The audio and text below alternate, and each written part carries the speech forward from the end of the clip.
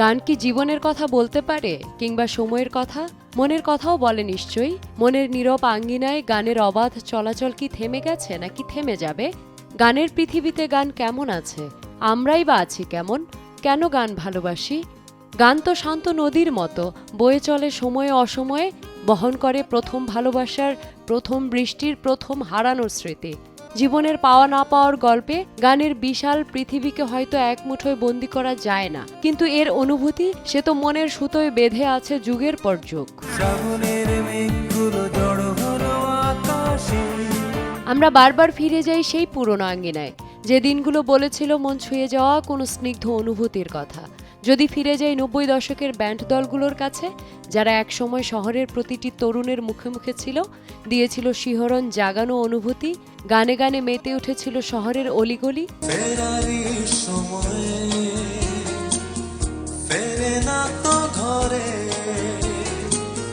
তোমারই মতো সে থেকে যায় দূরে দূরে। 1997 সালে দলছুট নিয়ে এলো অ্যালবাম আহ, 2000 সালে হৃদয়পুর, 2002 আকাশচুরি, 2007 জোছনা বিহার, 2008 টুকরো কথা, 2010 আয় আমন্ত্রণ এবং সবশেষ 24 দলছুটের সঞ্জীব গানে গানে যেন বলে উঠল আপনজন দূরে গেল পরিচয় অনুমতি প্রার্থনা। এরপর একে একে কলেজের করিডোরে বাজত মানুষ মাটির কাছাকাছি, অসময়ের গান, মুখরিত জীবন, তারার উঠোনে। এই গানগুলো যেন প্রজন্মের মনের ভেতর গেঁথে যাওয়া দিনলিপি হয়ে উঠেছিল।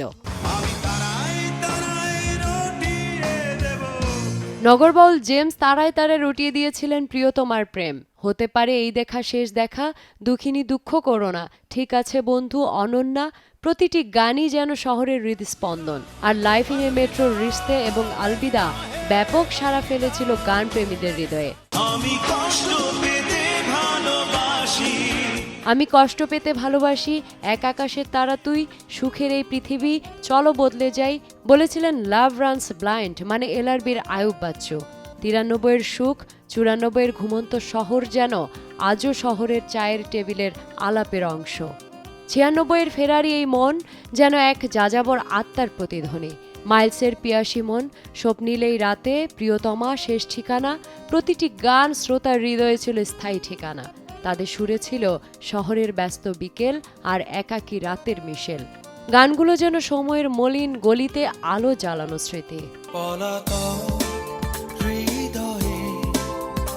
90 দশকের শেষের দিকে তিনজন তরুণের শুরু হলো শিরোনামহীন সংলাপ, সব পড়ে থাক, এই অবেলায়, 2004-এ হাসিমুখ, ভালোবাসার মেঘ, 2006-এ ইচ্ছে ঘুরি, 9-এ বন্ধ জানালা।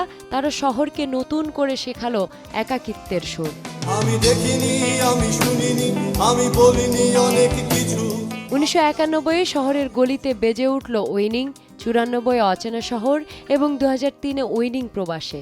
এক স্বচ্ছ অনাবিল আকাশে মেঘ ভাসে, প্রশান্ত সময়ের পটভূমিতে রঙিন ঘুড়ি এক ওড়ে আনমনে। এক ছোট্ট মায়াবী শহরে একটি ছেলে একাকীভাবে সেই ঘুড়ির সাথে যাবে কোন অচেনা শহরে।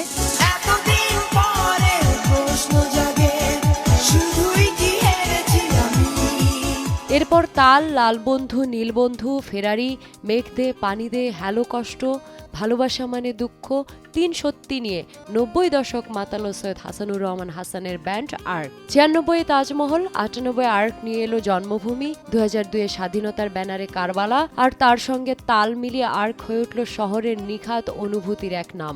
স্পিরিটটা অনেক শক্তিশালী ছিল, কারণ তখনকার দিনে পাড়ায় পাড়ায় ব্যান্ড বা ব্যান্ড সঙ্গীতের একটা জোয়ার ছিল। আমরা ভাগ্যবান যে ওই সময় আমরা মিউজিক করেছি, আমাদের শুরুটা, যার জন্য সেই সময়কার সবার মধ্যে একটা গানের প্রতি বা ব্যান্ড সঙ্গীতের প্রতি সবার মধ্যে একটা ছিল, একটা স্পেশাল ইন্টারেস্ট ছিল। সবাই শুনতো, গাইতো এবং চেষ্টা করতো যে গানের সাথে ইনভলভ হতে। ওই সময় যে গান সুর করা বা লেখার ব্যাপারটা ছিল, এটা অনেকটা নিজের ডেইলি লাইফের সাথে এটা সম্পর্ক ছিল, মানে নিজের জীবনের ঘটনা বা ওই সময়কার এক্সপেরিয়েন্সগুলা ছিল আমাদের গানের উৎস। আর মিউজিকের ক্ষেত্রে ছিল হলো যে ব্যান্ডের সবাই মিলে একসাথে বাজানো বা যেই একটা নতুন একটা সাউন্ড, একটা নতুন একটা ইমপ্রেশন, এটা খুব আমাদেরকে করতো আর কি। আন্দোলিত করত। 80s এবং 90s এই সময়টা সারা পৃথিবীতে আসলে যে যার সেক্টরে মানে ব্যাপক একটা রেভলিউশন সৃষ্টি হয়েছে। মানে ধরেন ওই ওই 1900 একদম প্রথম থেকে আরম্ভ করে এই 80s 90s পর্যন্ত এটা ছিল একদম মানে কি বলবো, এই পৃথিবীরই একটা রেভলিউশন এবং সৃষ্টি। আর তখন মানে আগে যখন 50, 60, 70 এই গানগুলোর সব কিছু একটা ম্যাচিউরড হয়ে সাউন্ড এভরিথিং, এই 90s-এ সারা পৃথিবীর মধ্যে একটা ডিফারেন্স, নতুন সাউন্ড আসছে, কোয়ালিটি এবং সব কিছুই। চাঁদের বাতির কসম দিয়া ভালোবাসিলি। এরপর 90 মাতিয়েছে ব্যান্ড দল Nova, Nemesis, Artcell, Orthohin, Obscure, Prometheus, Feedback, Renaissance, Warfaze, Cream, Black, Aronno. ফিডব্যাকের মেলা, ওয়ারফেজের একাকী, প্রমিথিউসের চাঁদের বাতির কসম দিয়া, রেনেসার হৃদয় কাদামাটির কোনো মূর্তি নয়, ডিফারেন্ট টাচের শ্রাবণের মেঘগুলো, ব্ল্যাক ব্যান্ডের আমার পৃথিবীও মানুষের হৃদয়ে ঝড় তুলেছিল আর শহরকে দিয়েছিল গানের এক বিশাল আকাশ।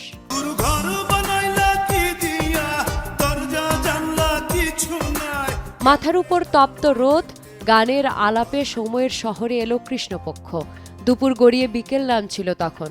চাঁদের গাড়িতে চড়ে কৃষ্ণপক্ষ শোনালো জল পালঙ্কতে চড়ে জীবনযাত্রা ভাঙা সাইকেলের গল্প। আমরা ভাসমান এবং আমরা ভাসতে ভাসতে এই শহরে আসছি আর কি।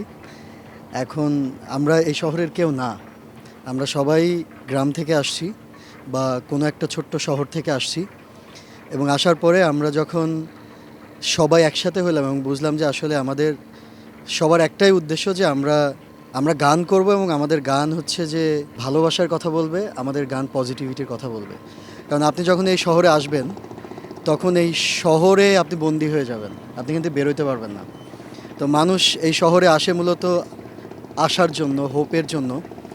এবং আমাদের গানগুলো আমার মনে হয় যে ইয়থ বা এই এখনকার সময়ের যারা তরুণ তাদেরকে অনেক বেশি কানেক্ট করে, কারণ আমাদের গানে ওই এনার্জিটা আছে। আইয়ুব বাচ্চু স্যারকে একটু স্মরণ করতে চাই। মানে বস কখনো লিস্ট ঠিক করে নিয়ে যেতেন না, উনি স্টেজে যাইতেন, যাওয়ার পরে উনি দর্শকের সাথে আই কন্ট্যাক্ট করতেন, হঠাৎ করে ইশারা দিতেন যে সেই তুমির লিডটা বাজায় ওঠ, উনি বুঝতে পারতেন। তো আমাদের এই ভাইবটা আমরা কিছুটা এইভাবে বোঝার চেষ্টা করি। চলে আমার সান্দের গাড়ি, যাইব সোনা বন্ধুর বাড়ি, বন্ধু আমার রসের হাড়ি, বন্ধু আমার রসের হাড়ি, ভাবের তরি বন্দনা। হাওয়ার মানুষের শুরুটা ছিল একটা আজব স্বপ্ন নিয়ে। সে লাল বাসে চড়ে ক্লান্ত শহর ঘোরা অবনীকে দেবে কেয়াফুল। হিজল বনে জানি বৃষ্টি শেষে সেই পুরনো ফিরে আসবে কি? আমার লিরিক্সগুলো বেশিরভাগ আসছে চলতি পথে, শহরে চলতেছি। ক্লান্ত শহর লেখার সময় আমার একদম স্পষ্ট মনে আছে, তখন বসুন্ধরার ওদিকে যাইতাম, বসুন্ধরা আবাসিকের দিকে, এই ঘাম মুছতাম, ইয়ে করতাম, জানলার সার্সিতে হাটটা রাইখা লিরিক্সটা লেখার সময় মনে আসতো। বৃষ্টিতে যখন রিক্সায় ভিজতে ভিজতে যাইতাম তখন মনে আসতো। ট্র্যাপটা মনে হইতো যে এই যে একটা জায়গার মধ্যে আটকা পড়ে গেছি, এই ট্র্যাপিংটা ফিল করতাম যে এটা নট অনলি মি, শুধু আমি না, এটা আরও অনেকজন। কিছু কিছু জিনিস আছে যেগুলো হচ্ছে মানুষকে অনেক বেশি ভাবায়, নস্টালজিক করে। গান একটা কোনো একটা ইম্পর্টেন্ট একটা স্মেল হতে পারে, কোনো কিছু সুগন্ধ মানুষকে অতীতে ফিরে নিয়ে যায়। যেমন আমরা জেমসের গান, আইয়ুব বাচ্চু স্যার, কিংবা আমরা অন্যান্য যারা আর্টিস্ট আছেন, ওয়ারফেজ, কিংবা আরও যেসব লেজেন্ডারি ফিডব্যাক, আমরা তো তাদেরকে ফলো করি, ইন আ সেন্স তারা আমাদের পূর্বসূরি। তো আমরা চেষ্টা করি সেই স্পিডটাকে কীভাবে ধারণ করা যায়। তবে একটা বিষয় কি, তারা তাদের সময়ের বেস্ট জিনিসটা দিয়ে গেছেন এবং তারা তাদের সময়কে ধরার চেষ্টা করেছেন। এই ক্ষেত্রে আমি মনে করি তারা সাকসেসফুল। আমাদের চ্যালেঞ্জ হচ্ছে 90 ফিরে যাওয়া বলতে আমরা আমাদের সময়টাকে কি ধরতে পারছি কিনা, সেইটা আসলে ডিপেন্ড করে যে আমরা কি আদৌ কতটুকু দিতে পারছি আমাদের সময়টাকে। ভাঙা সাইকেল নিয়ে চাঁদে যাওয়া যায়, রেলিং বেয়ে উঠে চিঠি দেয়া যায়, এভাবেও এভাবেও এভাবেও ভালো থাকা যায়। কৃষ্ণপক্ষ চাইছে তাদের হাত ধরেই পৃথিবীর মরা গাঙ্গে পানি আসুক, বাংলা গানের নতুন পৃথিবী তৈরি হোক অনাগত কোনো চাননি পসর রাইতে। আষাঢ় মাসে গাঙে গাঙে জোয়ার আইলো ডেকে, আষাঢ় মাসে গাঙে গাঙে জোয়ার আইলো ডেকে, তোমার অঙ্গ সোনার বরণ কাঞ্চা হলুদ মেখে, কাঞ্চা হলুদ মেখে, কাঞ্চা হলুদ মেখে। ওই পয়েন্টটা তুই কিভাবে এত বিউটিফুলি টাচ করছিস, যে গ্রাম বাংলা, ওই পরিবেশগুলা, ওই সময়টা, ওই সময় থেকে আসা সবকিছু, পুরো জিনিসটা লিরিক্সগুলোর মধ্যে ধারণ করা হয়। আষাঢ় মাসে নদী ভরাট হয়ে যেত, এবং যখন গ্রীষ্ম সিজন থাকতো তখন হচ্ছে নদী পার হয়ে আমরা হেঁটে যেতাম ওই পারে। তো এই যে গ্রামের যে ইমেজগুলা, কেয়া ফুলের মতো যে ফুল যেগুলো নিয়ে কখনো গান হয় নাই, সেই ইমেজগুলো আমি এই শহরে এসে আমার কাছে খুব সাফোকেটিং লাগতো। আমার কাছে মনে হতো যেগুলো যদি আমি এক্সপ্রেস করতে পারি, আমার মনে হয় যে এটা আরও অনেকেই কানেক্ট করতে পারবে।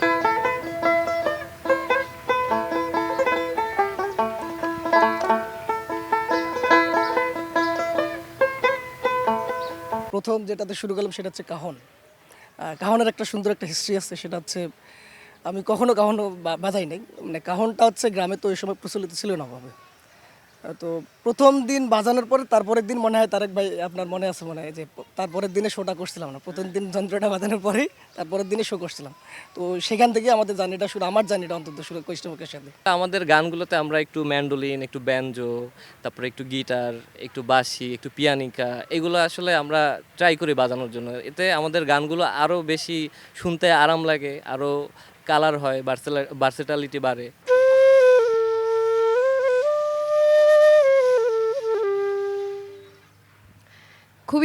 খুবই সুন্দর আপনার বাঁশির সুর। কৃষ্ণপক্ষের সাথে আপনার পথের শুরু এবং তাদের সাথে কাজ, আপনি তো একেবারেই নতুন, এই প্রজন্মের নতুন, আপনার কেমন লাগছে? আমি আমার ফ্যামিলিগত ভাবেই আমি হচ্ছে মিউজিকটা করছি। আমার বাবা মিউজিশিয়ান ছিলেন, আমার দাদাও মিউজিক করতো, সেই সুবাদে আসলে মিউজিকটাকে করা। আর বাঁশিটা একদম ছোটোবেলা থেকেই ভালো লাগে আমার, 4-5 থেকে আসলে বাঁশিটা ধরা এবং আজ অব্দি চলছে, শিখছি। প্রথম দিকে একটু ঝামেলা হবে, যারা আসলে খুব ভাষা অবস্থায় ছিল তারা ভেসেই যাবে, কিন্তু যারা এটাকে আঁকড়ে ধরে রাখতে পারবে তারা এই এআইটাকেই, ও তো আসলে একটা যন্ত্র, ওকে আমরা কি করব, ওকে আমরা কাজে খাটাবো নিজেদের জন্য, তাই না?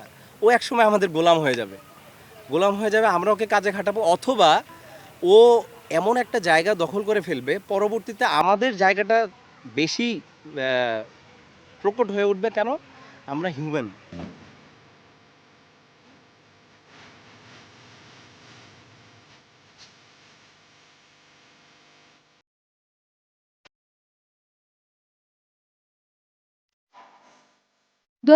সালের পর বদলে যায় ব্যান্ড দুনিয়া। কারো ব্যক্তিগত সংকট, কারো ব্যান্ড ভাঙা, আবার এই সময়ে কিছু তারকার গান থেকে বিদায় নেয়া। নানান সংকট থাকলেও ধীরে ধীরে ব্যান্ড দুনিয়া ফিরতে থাকে তার চেনা রূপে। শিরোনামহীনের পথটা 96-এ শুরু হলেও 2010-এর দিকে এটি পৌঁছায় শক্তিশালী অবস্থানে। এরপর রিদম অফ লাইভ, ওন্ড হল আর অনুভূতির জনপ্রিয়তায় আর্টশেল, ওয়ারফেস এবং অর্থহীন যেন শহরটাকে বানালো স্থায়ী ঠিকানা। তোমার যত ইচ্ছে ঘুরি। এখন শহরের সুরে বাজে আপেক্ষিক, কার্নিভাল, বে অফ বেঙ্গল, হাইওয়ে, দুর্গ, Bangla 5, velvet wings, rock salt, অ্যাসেস, আভাস, পড়া, জলের গান, রোমেল অ্যান্ড ফ্রেন্ডসের মেঘ হয়ে যায়। এরপর ওন্ডেড পোয়েটসের সময়ের বদলে বদলায় চেনা মুখ, বদলায় ঠিকানা। রানী তুমি শুনতে পাচ্ছ কি, আমাদের এই অসারতায় অভিযান। আমরা যে এই সময়ে এসে যে আমরা গান করছি, এই সময়ে মানুষ অনেক মাল্টি টাস্কার হয়ে গেছে, আসলে অনেক ধরনের ইমোশন মানুষের। কিছু মানুষ জেনজি, আবার কিছু মানুষ তাদের একটু আগের, তো খুবই ভেরিয়েশনস, ইমোশনস অনেক ভেরিয়েশনস। আগের মতো একটা ঢালাও ইমোশন আসলে আমি এখন দেখি না। আমরা তো উন্ডেড পয়েন্টস, আমাদের একটা মোটো আছে, লাইক মানুষের যে মানে উন্ডেড তো সবাই এই পৃথিবী, কে না উন্ডেড, কম বেশি সবার মাঝে আছে।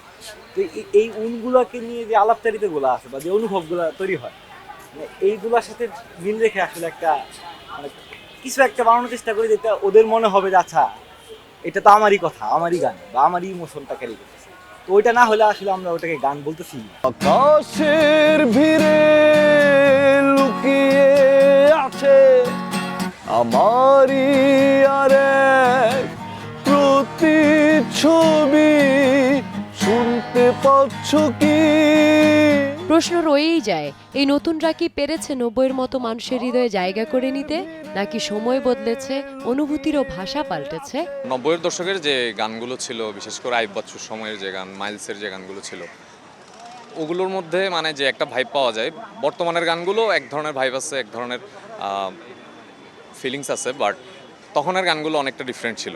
শুরু তো করে গিয়েছিল গুরু জেমস, তাই না? তো জেমস থেকে শুরু করে আপনার ইভলিউশন হতে হতে এখন পপাই বললো ভালোবাসা বাকি, ওখান থেকে চিত্রপটের বেশ কিছু গান আছে, আজওয়াদের বেশ কিছু গান আছে। তো এইভাবে আর কি বিবর্তন করে করে আসছে জিনিসটা, সবই শোনা হয়। আসলে যেই ওজি ব্ল্যাকটা ছিল, যে জন কবির তাহসানের, ওই গানগুলো খুব বেশি শোনা হতো।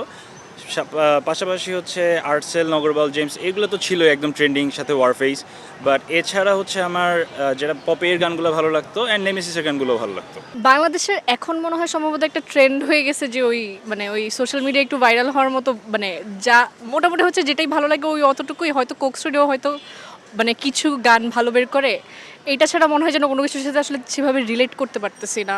গানগুলো যাতে আমাদের লাইফ রিলেটেড হয়, মানে যারা স্টুডেন্ট তারা যেন রিলেট করতে পারে। দিন শেষে আমরা যদি গানের সাথে রিলেট করতে পারি, আমরা গানের সাথে একাত্মতা প্রকাশ করতে পারবো, শিল্পী আমাদের সাথে মিশতে পারবে তার গানের মাধ্যমে। সময়ের সাথে মানুষের নিজেকে এক্সপ্রেস করার যে ওয়েটা, এটা চেঞ্জ হয়। যেমন আমার মনে হয় যেমন একটা গান আছে না, পৃথিবীটা নাকি ছোট হতে হতে স্যাটেলাইট, তো এই গানটাই যেরকম যে সময়ের সাথে এখন যে প্রযুক্তি, এটার একটা রিফ্লেকশন আছে। যেমন এখন যেমন আমরা এআই দিয়েও যদি এআইকেও এর কথা বলি, তাও গান হয়, কিন্তু যত অরিজিনাল থাকা যায়, লাইক জিনিসটা এমনভাবে করছি যে স্রোতের সাথে গানা ভাসিয়ে আমি অ্যাকচুয়ালি কি ফিল করি জিনিসটা নিয়ে, বা কিভাবে বেস্ট ওয়েতে আমি এক্সপ্রেস করতে পছন্দ করব, ওভাবে যদি গান লিখে মানুষ, তখন মনে হয় এটা মানুষের কাছে সহজে পৌঁছানো যায়। তার মানে 90s-এর সংগুলো যেগুলো আছে ওগুলো রিমিক্স না করে নর্মালি যে ফ্রম দ্য স্ক্র্যাচ যে গানটা আছে ওটা করলে আরও ভালো হয়। রিমিক্সটা কিন্তু অনেকেই মানে ভালোভাবে ফিডব্যাক দেয় না, রিমিক্সটা কেউ পছন্দ করে না, কারণ এই আগেকার মানুষগুলো কিন্তু যে 90s-এর গানগুলো শুনেছে, তারা যখন এখন শুনবে রিমিক্সগুলো, তাদের কখনোই পছন্দ হবে না সেগুলো। সময় বদলায়, সুর বদলায়, কিন্তু অনুভূতি কি বদলায়? যে গান একদিন আমাদের জীবনের কৈশোর, আমাদের জীবনের প্রথম প্রেম, আমাদের রাত জাগার সাথী ছিল, আজও কি সেই গান আমাদের খুঁজে ফেরে? 90-এর ব্যান্ড যুগ হয়তো এখন ইতিহাস, কিন্তু তার সুর এখনও বেঁচে আছে প্রতিটি নতুন প্রজন্মে, প্রতিটি নতুন গানে। নোভা রেখা, সময় সংবাদ, ঢাকা।